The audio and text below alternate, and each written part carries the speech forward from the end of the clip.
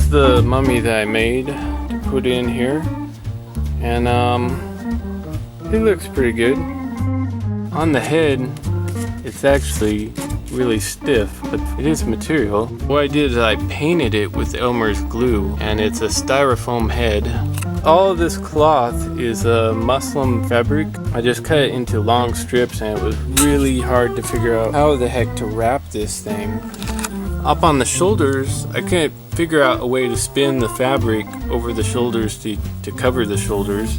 Eventually, I had to take M3 spray glue, or maybe this is some off-brand Permatex all-purpose spray adhesive. You could use M3 spray glue, is good. What I did is I just pulled this back, I sprayed the shoulders, and then I just laid some extra scrap cloth on there because there was just no way to wrap over the shoulders. And figuring out how to wrap this, like I said, was hard in the first place. As far as the head, you can wrap the head all the way around, but it's going to be so loose on there, and on the forehead it's going to want to be pulling back.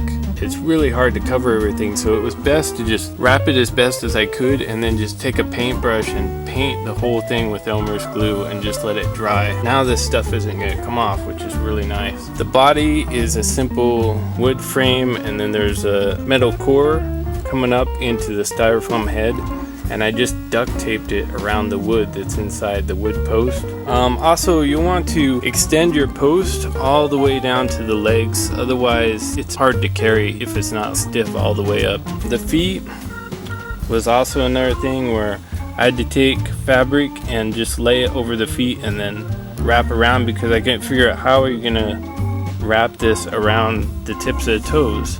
As far as wrapping procedure, I would start at the feet, lay some fabric over there, start wrapping all the way around the body, come all the way up to here, and then you're just going to tie it in the back.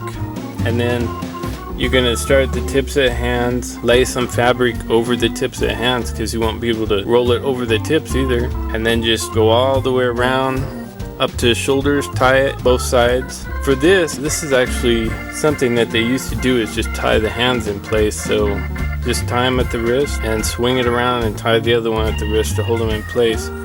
I made legs, but when you're pulling this stuff tight all the way around, it squishes the legs so much together that they end up looking like he's a one-legged mummy because it's so tight. I put a drop cloth between the legs to space them out so that it would maintain like this look that has two separate legs.